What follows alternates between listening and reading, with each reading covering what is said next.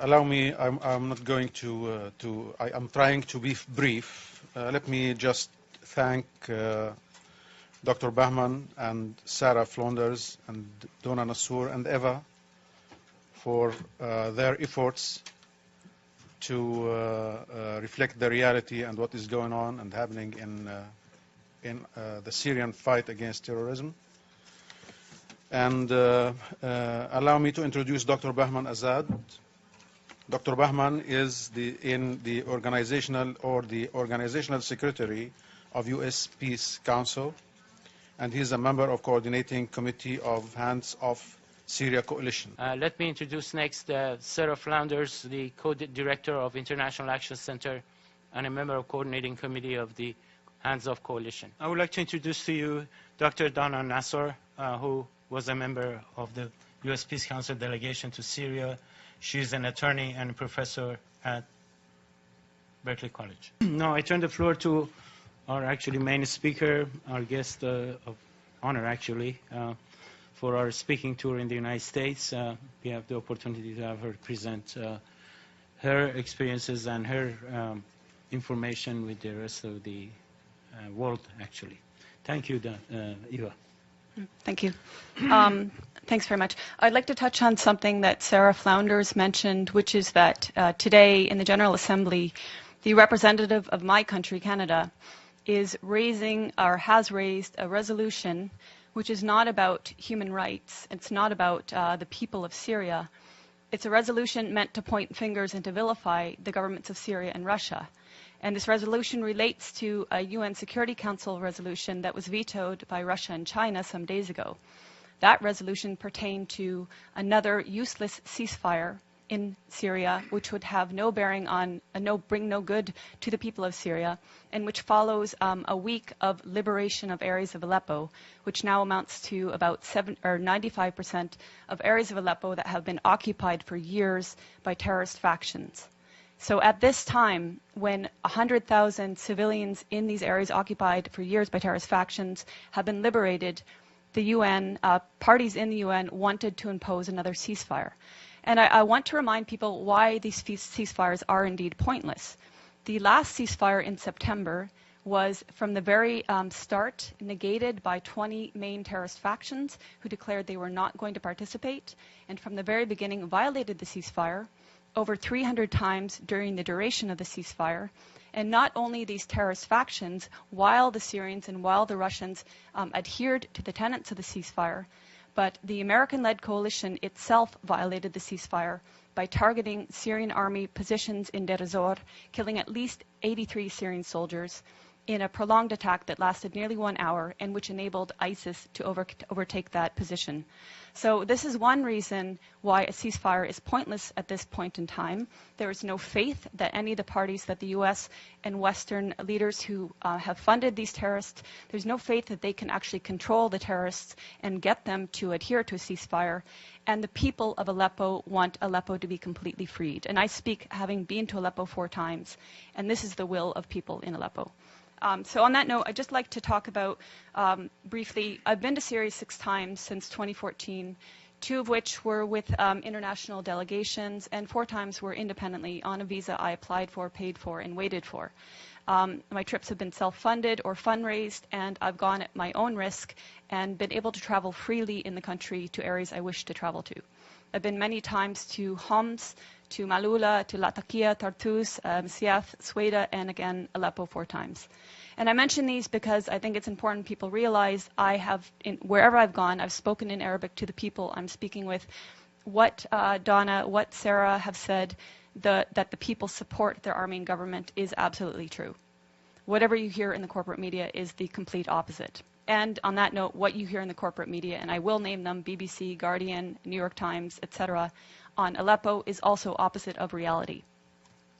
Aleppo since 2012 has been inhabited by different terrorist factions, among them al-Nusra, among them the so-called Free Syrian Army, which has committed the same heinous acts of terrorism as al-Nusra, as ISIS, as Ahrar al-Sham, as Nuruddin al-Zinki, which beheaded a 12-year-old Palestinian child and somehow is still deemed moderate. Since 2012, these areas of Aleppo, which have now recently been freed, Their occupation by these terrorist factions has meant the greater Aleppo, the 1.5 million plus population of greater Aleppo, have suffered sieges denying them food and medicine. They've suffered for years a want of electricity and water, and they've suffered daily bombardment by these terrorists of mortars, of gas canister bombs, which are improvised and made locally, of water heater bombs, which are even more powerful and can level floors of entire buildings, of conventional weapons like Grad rockets supplied by the West, and etc. As I said, they've suffered these attacks on a daily basis, and even now, because there are still Western-backed terrorists in pockets of Aleppo, there are still mortars and gas canister bombs raining down, and people are still dying in Aleppo. This is another reason why the liberation and securing of these areas is imperative, because that will actually bring peace to Aleppo. Now, my colleagues here mentioned the nature of unity in Syria and the fact that Syrians see themselves first as Syrian before any sect. This is an important point because our media and the Gulf media has made Syria out to be sectarian, which is something the Syrians themselves have denied. But it's a tool to make people confused. It's a tool to make people believe that it's Sunnis against Bashar al-Assad, when in fact, bear in mind that Aleppo is overwhelmingly Sunni and is with the government and is with the army and is suffering from the terrorists who declare that they are liberating the city in Syria. Other points about Aleppo are hospitals in Aleppo have been attacked. I'm sure you've heard in the media that hospitals have been attacked. Well, this media is referring to the pockets of Aleppo that were occupied by terrorists. And they have manufactured stories, and I can give you a precise account. In April of this year, there was a hospital called the Al-Quds Hospital, which in a concerted effort, all media said was attacked and targeted and badly damaged by either the Syrians or the Russians. In fact, the Russians had satellite imagery showing that this hospital was in the same shape that it was in October 2015. No difference. Therefore, it was not attacked. Months later, The Guardian, which is a prominent British newspaper, actually said the Al-Quds Hospital that it had alleged months prior to be attacked and destroyed was treating victims of so-called chemical weapons attacks. So even the media that is lying is inconsistent in their lies. But there have been hospitals attacked. I went to the Al-Dabit Hospital, which is in Aleppo City. It's a maternity hospital. It was attacked on May 3rd, and 3 women were killed. You would think this would be something raised at the UN or by so-called human rights groups, but it was not. In December 2013, the Kindi Hospital was attacked and destroyed. It was the largest and best cancer treatment hospital in the Middle East. It was destroyed by al-Nusra terrorist truck bombings. And in fact, in recent media reports on Aleppo, again alleging Syrian or Russian strikes on hospitals, Fox News actually had the audacity to use a photo of Al-Kindi Hospital and allege that this is in eastern areas of Aleppo and that this hospital had been attacked by Syrian or Russian strikes. This goes to show how much the media has been lying from the very beginning about Syria and continues to lie. When I went to Aleppo, I spoke with the Aleppo Medical Association. They comprise 4,160 active and registered doctors. More lies in the media have said the last doctor in Aleppo, the last pediatrician in Aleppo. Of these over 4,000 doctors, 800 of them are specialists. So you can see that when the media talks about Aleppo, it's talking about areas that were occupied by terrorists. And it's completely negating the suffering and the will of the Syrian people in greater Aleppo. When I was in Aleppo in July, I got a taste of some of the bombings by these terrorist factions. There was an explosion about half a kilometer away at Hatat Baghdad, and I don't know how many people were killed that day, but it was close enough that it was a massive plume of smoke. About 5 minutes later, an explosive bullet fired from an area occupied by terrorists landed about 15 meters away from where I was. If it had hit parked cars, I wouldn't be here speaking. A day later, a good friend of mine, his mother, was killed by one such explosive bullet. So this is just a small taste of what people are suffering on a daily basis. In November, when I was there with a delegation of Western journalists, including from the New York Times, LA Times, BBC, etc., on November 3rd, there were a series of attacks throughout the day with Grad missiles, explosive vehicles, and other explosive bullets and snipings. By the end of the day, 18 people, civilians, were murdered and over 200 were injured, including critically. We were at the Al-Razi hospital, which is one of the main hospitals, and we saw the maimed people pour in. And this was just one day of many of endless days in Aleppo. On November 4th, we were at the Castello Road humanitarian crossing. This was a day that was meant to allow the people in eastern areas of Aleppo that were inhabited by terrorists to evacuate. And this was not the first time. On prior occasions, the Syrians and the Russians had opened 8 humanitarian corridors to enable people to leave. These were attacked by terrorist factions heavily. Even that day on November 4th, the Castello Road crossing was attacked, twice with mortar shelling when we were there and 5 times afterwards. Clearly, there has been political will and intent by the Syrian government and its Russian allies to enable civilians to leave, to minimize any sort of loss of human life. Clearly, the terrorists that declare themselves liberators of Syria do not want people to leave. They've been holding civilians hostage. And if you're following reports that are not BBC and that are not New York Times, you will see countless testimonies of civilians, of the 100,000 civilians who've been liberated the last week, saying, thank God for the Syrian Arab army that liberated us, and the terrorists were hoarding food. They were preventing us from having food. This is all documented. Also documented are that areas in these areas occupied by terrorists, including a school, were housing chemicals used to make chemical weapons. And you could see also the gas canisters that were used to make explosive gas canister bombs. In fact, even when I was in Leiramun, we saw a factory in one of the buildings that was used to make gas canister bombs. In Leiramun, we also saw evidence of the so-called Free Syrian Army that some people say doesn't exist anymore. The 16th Brigades was active there. They had a cell underground, 3 stories below, that was perfectly intact in spite of aerial bombings above ground. And I make this point because people talk about the destruction in Aleppo as if the physical destruction matters. It's the people that the Syrian government and the Syrian people care about. And the destruction in areas occupied by terrorists occurs because the terrorists are bunkering below ground, come up above ground, fire their bombs on civilian populations, and go back below ground. So I just want to address a few other myths. Some of the myths that have been about Aleppo and Syria in general have been that the Syrian government and army are starving the population. Again, I refer to testimonies of people, even people I met with in November. I met with a family of displaced people from El Halak, which is north of Bustan al-Pasha, which was an area, both areas occupied by terrorists.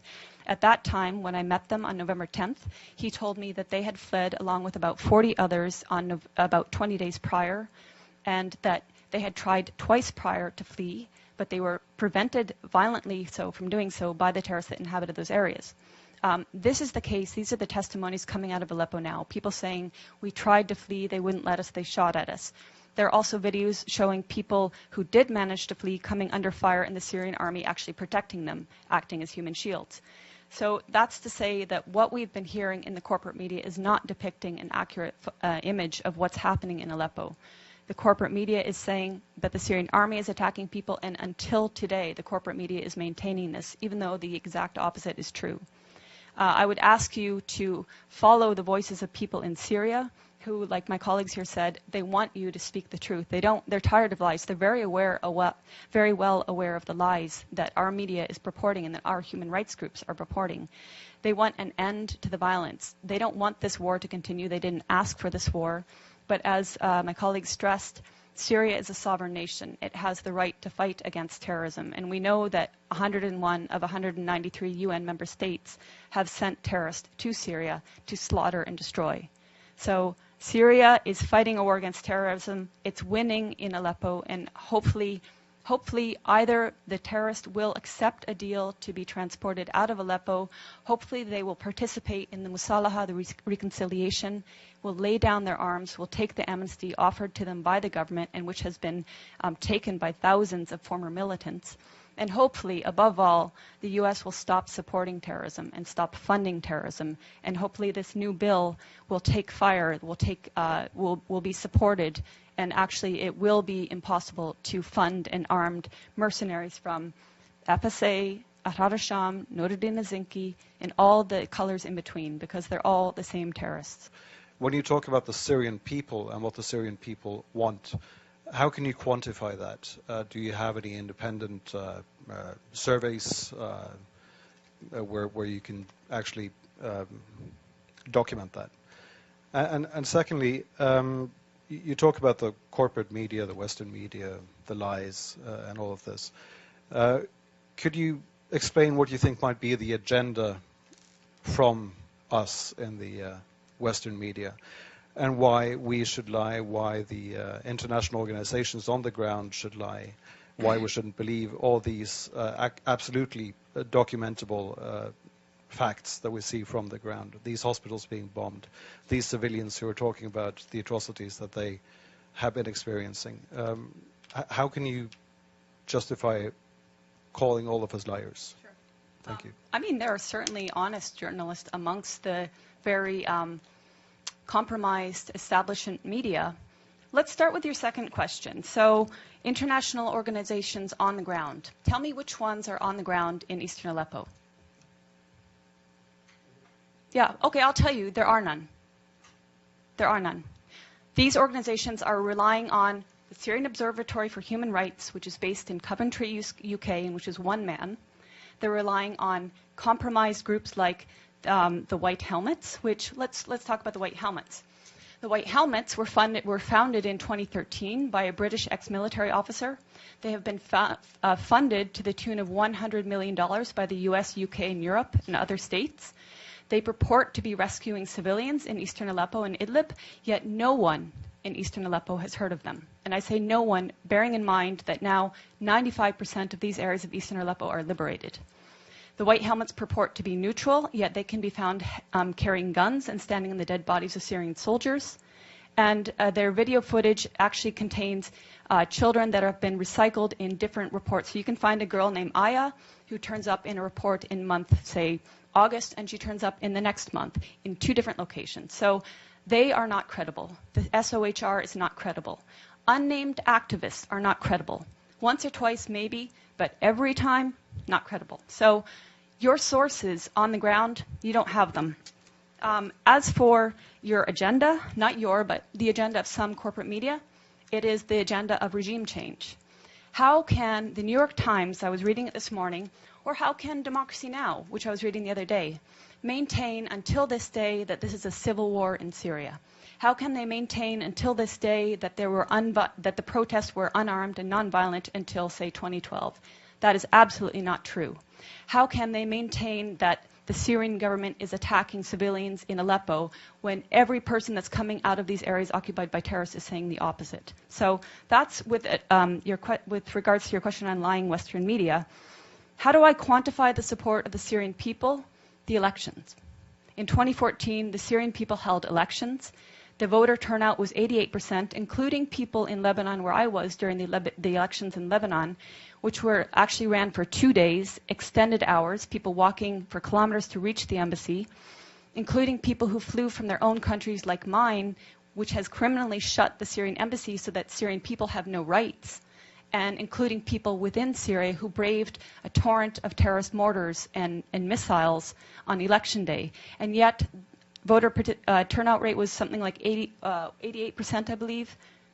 And then the election, the results were 78, I believe. I think Tim Anderson gives you the opposite. Okay, I might get the turnout wrong. So the results. 74 was the participation. 74 participate, 88. Okay. Anyway, the point being, overwhelmingly, the people support President Assad. That's based on elections, based on my own travels. Okay, so that's subjective. But as I said, I've traveled around Syria, talked with people of all faiths, all walks of life, and there are people that want change in the government. We're not pretending they don't want change. Everybody wants change. But in terms of support of the government, the point is they don't see President Assad as the problem.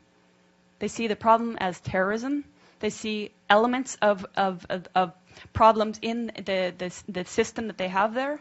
But President Assad, they don't see as the problem. They actually overwhelmingly support him. So I'm basing it on their choice in their leader, and I'm basing it on my interactions with people in Syria and Lebanon. I mean, those not only from Russian media, but from Syrian media, and from people, even independent people who are in Syria, are saying the same things.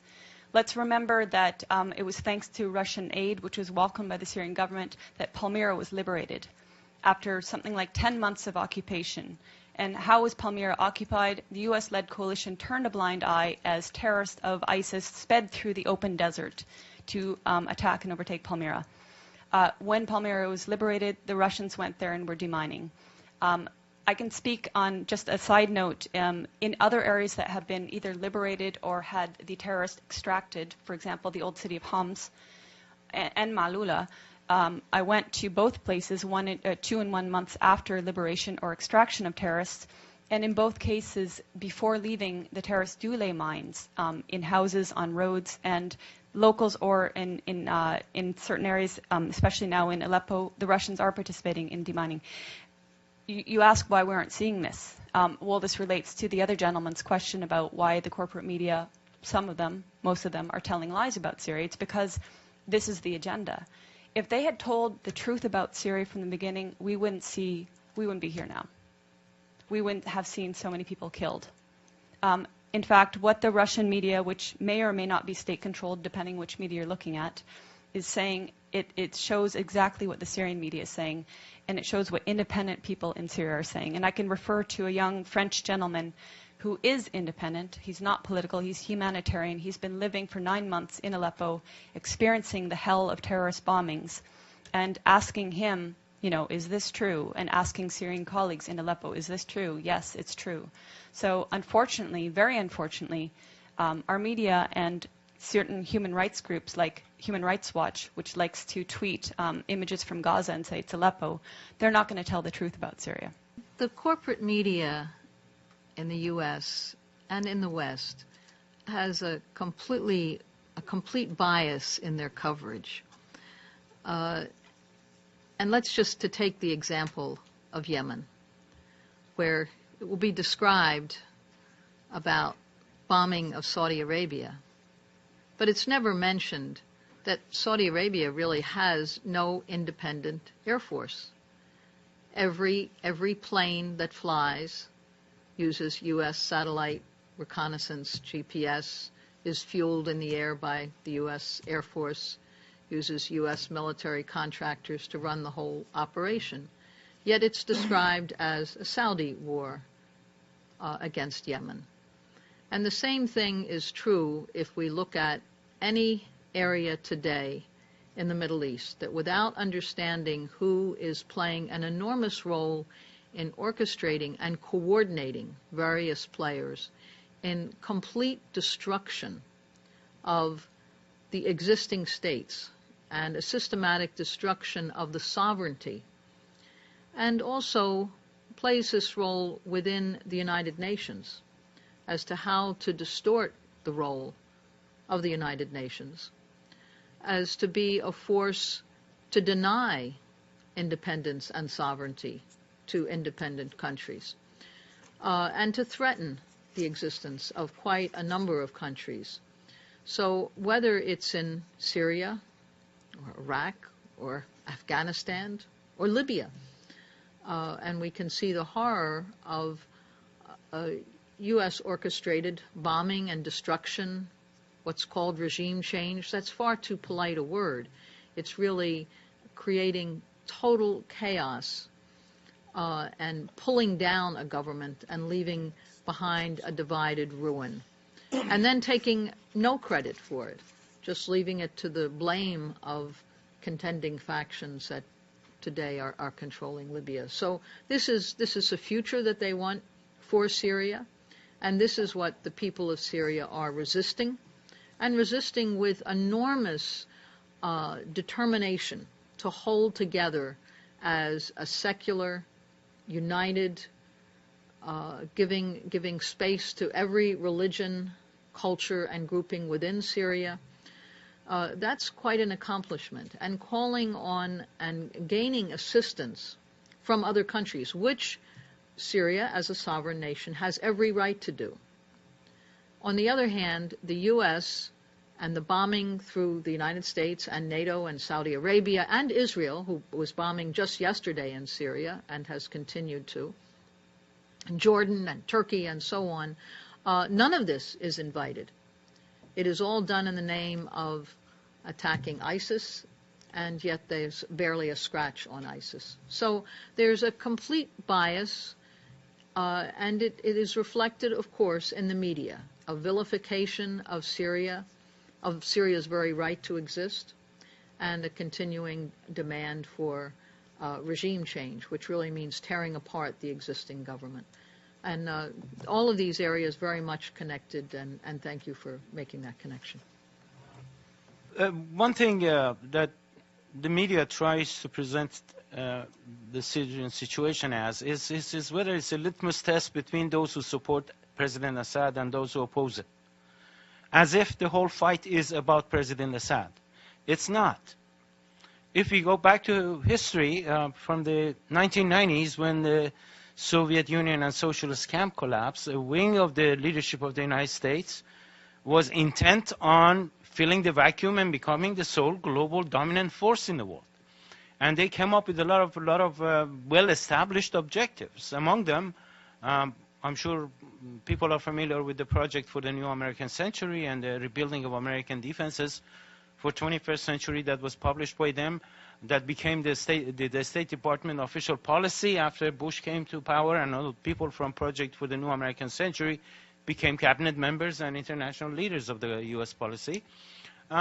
It became an official policy. And among the factors that they mentioned that the U.S. has to do in order to maintain its absolute dominance over the globe was two things. One, making it impossible for another rival like Soviet Union emerges on the scene, which now, according to them, is a potential rival will be China, and the 21st century will be confrontation with China and reorientation of U.S. forces toward China. That is one. And secondly, they talk about regionally dismantling, overthrowing, or partitioning, dismembering any country that has enough strength to resist U.S. plan for the 21st century. And they list many of those countries, including the ones that the U.S. is going right now through one by one. Went through Iraq, went through Libya, went through Syria, going through Syria.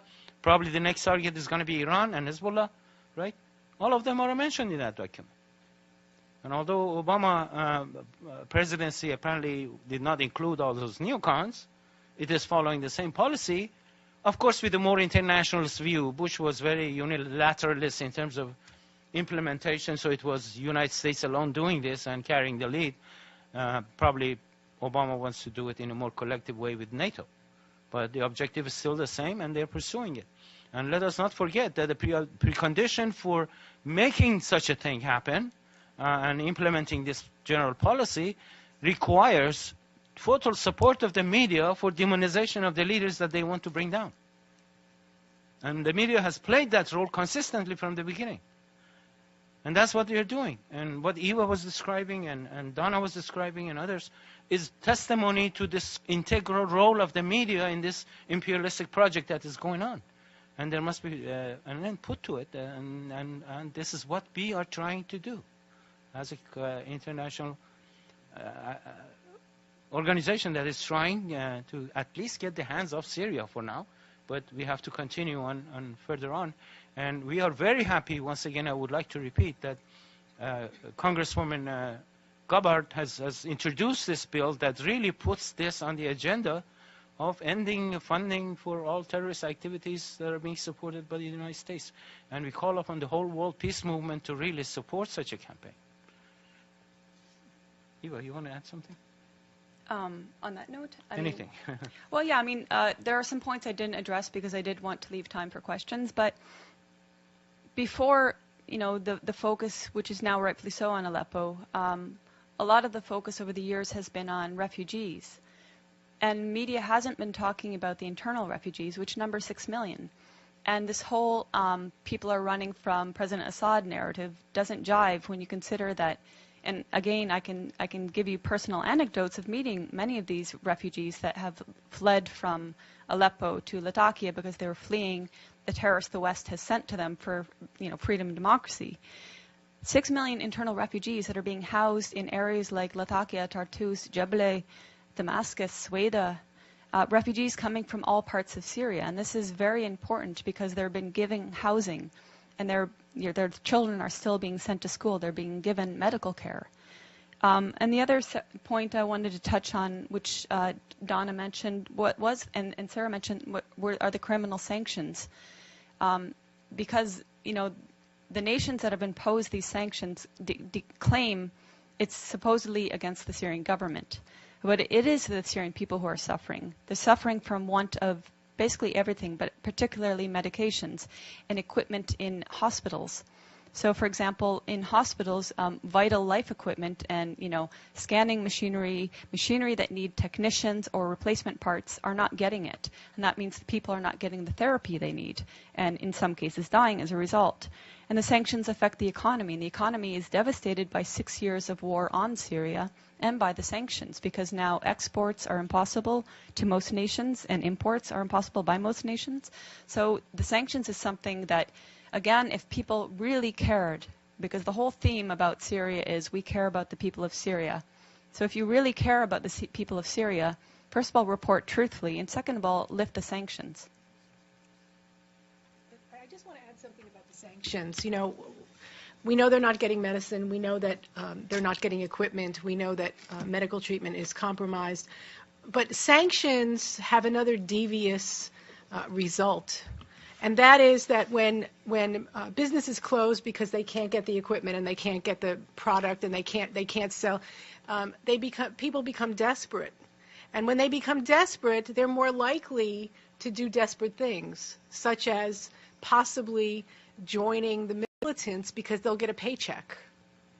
So we don't often think about that when we think about sanctions, but I think that's a very important point to consider, that sanctions are not just what you see from the outside and the medical treatment, but there are other more devious and deeper issues that manifest because of sanctions. Go ahead, Sarah. I wanted to add a point also on the sanctions, because the sanctions on Syria actually predate the war in Syria. The first U.S. sanctions in Syria began 1998, and then onerous sanctions on Syria 2003, at the time of the U.S. war in Iraq, the invasion, the occupation, and reaching even more extreme forms, of course, in 2011. But really each time meant to create shortages, impede development, and the other point I wanted to add is just very important that Eva described the centers for the displaced, because overwhelmingly the more than 6 million displaced within Syria are taken care of by the government. And the centers that I saw for the displaced was probably the most impressive thing. That it's not, you could visit so many countries and see the sheer number of children begging on the street, completely destitute, no one taking care. And in Syria, in the midst of war, the displaced are housed in schools, in community centers. It might be a family in each classroom, and there in the cafeteria runs a health clinic, and there are classes for the children, and there are after-school programs that university students come and run, and mentoring programs. I had never really seen anything like that in a time of war, and have visited other countries in the midst of war. But this effort by the government to in every way not just provide food, but provide for the health, for the healing of the population, providing psychological counseling, and especially providing these mentoring programs for the children. I was very impressed. I was really moved by the daycare programs, programs for women to learn skills. All of this takes place in the centers for the displaced, and it shows why people in Syria, their homes utterly destroyed, driven out and in fear, would turn to the government for help. And a government that under sanctions still provides meals and paychecks and health care. That is what the effort to destroy Syria is all about.